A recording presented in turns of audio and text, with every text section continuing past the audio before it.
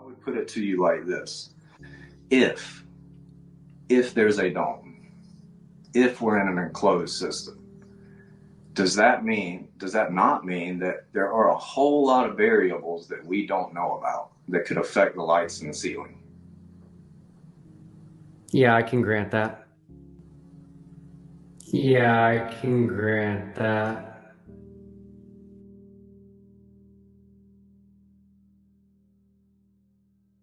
So I'm here with my version of our flat Earth, my model of it, and I'm excited. Like, I really am. I'm like a kid, a young kid the night before Christmas, and have been for the past several hours. All I can say is I'm extremely humbled, because I believe what they just witnessed is not only what I've been saying for months now and claiming that the biblical cosmological model predicts it, but I was able to model it as well. And 2 days before today, I got my best version of the modeling so far, and it's only going to get better and better. And from what I'm seeing from the footage of the confirmed 24-hour Antarctic sun, which I've been saying for a while now that I would bet everything that we do see it, what I'm seeing, I'm not there, but what I'm seeing, it fits exactly what I can demonstrate within this model. Now, is this model perfect and exactly like the system that our creator created? No, but it is following the principles and the descriptions that he gives us in his word. And by doing that, I'm able to account for these phenomena. So I can account for the 24-hour sun exactly like they're seeing it.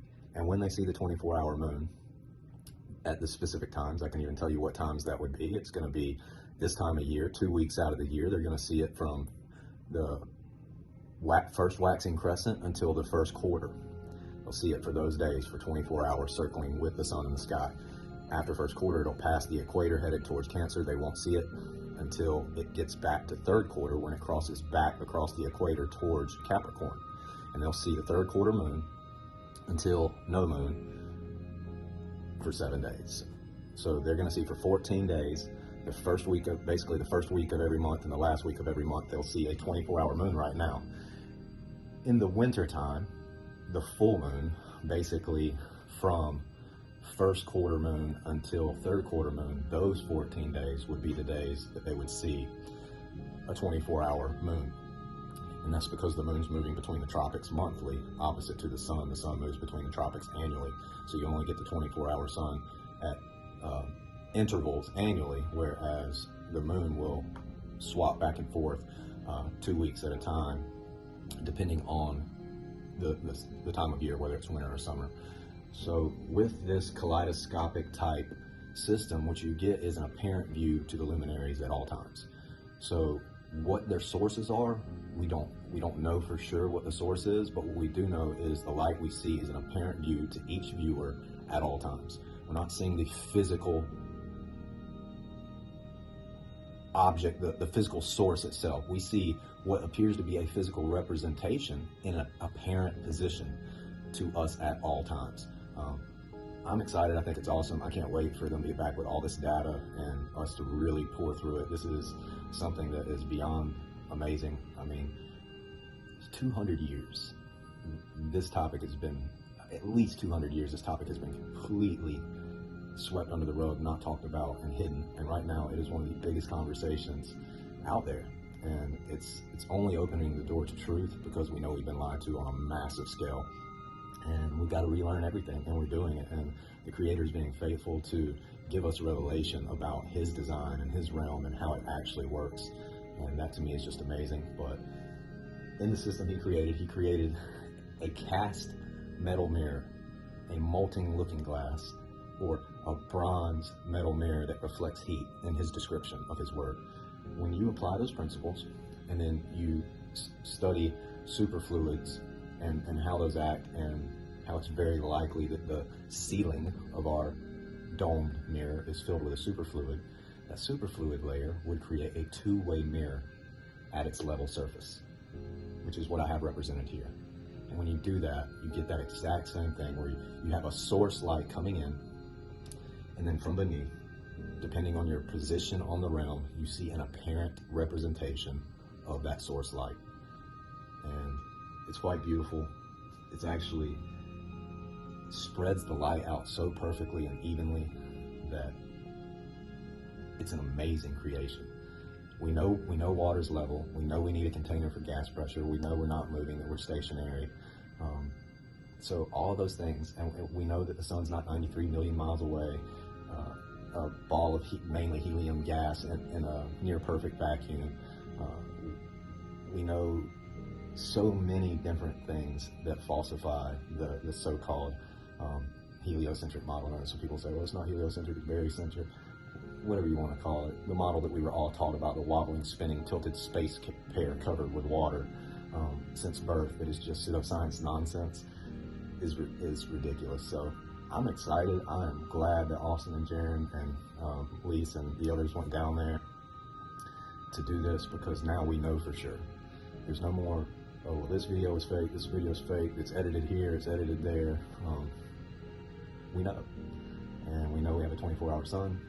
It's my stance that the biblical model predicted it ahead of time. If it hadn't predicted it ahead of time, I wouldn't have been able to model it ahead of time based on the assumptions and depictions given to us in Scripture. So I'm excited. I'm humbled by that. Like, to me, it's humbling that the Creator would give me the revelation to do that and the wisdom to do that. I feel completely unworthy, but at the same time, I'm so grateful that He chose me to reveal these things. People can say whatever they want about that. I don't care. I'm the only person in the world that's done it, as far as I know, and that's not a cocky, arrogant thing. I'm the only person in the world that has taken a physical model and showed how the 24-hour sun, anti-motion 24-hour sun, can work in this model around the entire perimeter of what we call the Antarctic ice wall. If you're far enough south, you're going to see that circling sun apparent to your position, and its position in the sky above you is just going to be relative to where you are. So flat Earth's not dead. You can't kill truth. The biblical model is the model because that's how the Creator made it. So I'm excited. I'm going to keep working. I've got so many plans to build several different versions of this, but this version here is like, I guess you would call it the prototype. So, you know, well, maybe in a few years we'll have Flat Earth 2.0 model that'll be even better. Plan on doing quite a bit, ordering quite a bit of stuff, fabricating some stuff. It's not cheap, it's time consuming, and it's fun, but all the glory goes to Jesus. He created this thing. He gives us revelation. He gives us the very breath that we breathe. Every breath that we take is saying His name, saying the name of the Father, the unspeakable name of God. And we do that through the grace and mercy and love of His Son, Jesus Christ, and the sacrifice He made for us to set us free and to bring us truth and to bring us revelation. And that's what He's done. He's revealing His sevenfold creation to His people in the last days. And, you know, there's going to be a lot of people that get deceived by this, by the way they're going to spin the results of the 24-hour sun, the globe side. I'm not saying the flat Earth side will do that. I think we're actually going to get evidence for flat Earth. I think it's going to turn out in our favor. I can already kind of see how that's happening. The sun seemed to be higher in the sky than the globe predicted when they got down there. I even think that just a minute earlier when they confirmed it, that it seemed like it was still higher in the sky than it should have been, according to the globe predictions as far as the elevation angle of it. I could be wrong about that, but it doesn't matter because I can show it happening in this model. And from what I'm seeing of the sun in their footage, it's matching what I see when I do it in here. Now, that to me is just cool. So, flat Earth's not dead, people. You can't kill the truth. And I don't care what anybody says, it doesn't falsify the Gleason's map either, because with this kind of setup, put the Gleason's map under there, it works just fine. And it doesn't matter if Gleason said there was no 24-hour sun. That doesn't matter. What matters is, can we model it? Yes, we can model it. So if we can model it, then no one can say it's impossible. Now, if it was just a cartoon model, like the globe has, then yeah, they could say it's impossible. But a physical model, it's not a cartoon. So God bless. I'm excited. I'm happy.